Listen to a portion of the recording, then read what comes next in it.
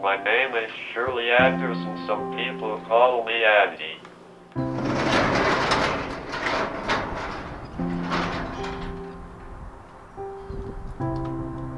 This is kind of what he looked like always. This is my husband, Shirley Anderson. I'm his wife, Della. We've been married too long, according to Shirley, but he's stuck with me now. It'll be 50 years in September. Love at first sight, wasn't it? Yes, it was. He was so infatuated. A lot of good, some bad, like in any other marriage.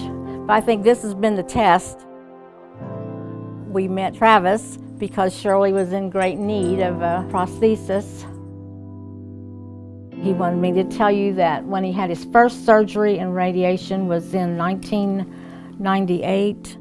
He had a cancerous place on his tongue and they did radiation and a radium implant. Yeah, they took his chest muscles out to pull him up into his mouth to give him some good tissue, but it didn't work. It's kind of been one bad thing after another, but it all stemmed from the radiation. The prosthesis necessary to rehabilitate Shirley is larger than anything we've made here at Indiana University. In someone's career, in my field, you may never be challenged with a prosthesis of this nature. Maxillofacial prosthetics requires customized solutions for every patient. The traditional process for impression, sculpting, mold making, and aesthetic characterization is a laborious task. I knew there was a need for a digital solution. Travis and his colleagues are the first people in white coats to ever enter this space. He was like, hey, I have this really cool idea that you guys should get on board with. And we were like, yes, absolutely, let's do it right now.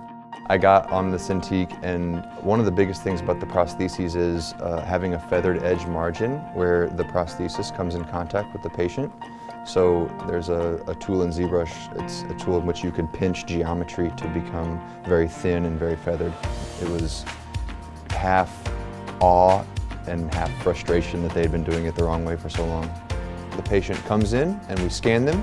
Then we take all of that scan data, we bring it into our software to do our design work. We print the molds on a 3D printer. Then we take those 3D printed molds, we invest those 3D printed molds with silicone, and then we take those silicone prostheses and we fit the patient. With Form 2 printing, we can see the actual pores in the skin, and we can see the subtle wrinkles that Cade has put into his design. The fit of our molds is so intimate, it's so precise, that we can get a perfect feather edge margin.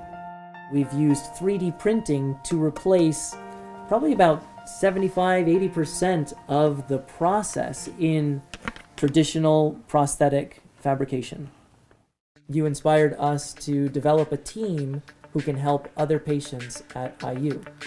That's wonderful. That's what Shirley wants, is to help other people. We started with Shirley Anderson, but we've expanded that workflow to several other patients here. Jackie was involved in an industrial accident and he lost his left ear. We've taken the ear from the right side, we've mirrored it in our software, we've flipped it to the left, and we've created a support system for the ear. Being able to provide that digital solution at the second visit in such a short time frame is unprecedented. For me, it started off as a unique challenge and something really different that would be very interesting to be a part of. And then it kind of morphed into, helping people in a very unique way. Maxillofacial prosthodontics and the entertainment industry, they don't really get together and talk to each other about, here's how we can benefit each other. So why not? Why wouldn't we be able to continue this trend? 10 years down the road, who knows how fast they're going to be able to make something like that. You're the guinea pig. I know what you're going to write. It's a privilege to have an opportunity to work with a patient like Shirley, because Shirley makes the process collaborative. Although it's likely the most significant challenge that I will ever face in my prosthetic career, let's make another one. I think it may be the most rewarding.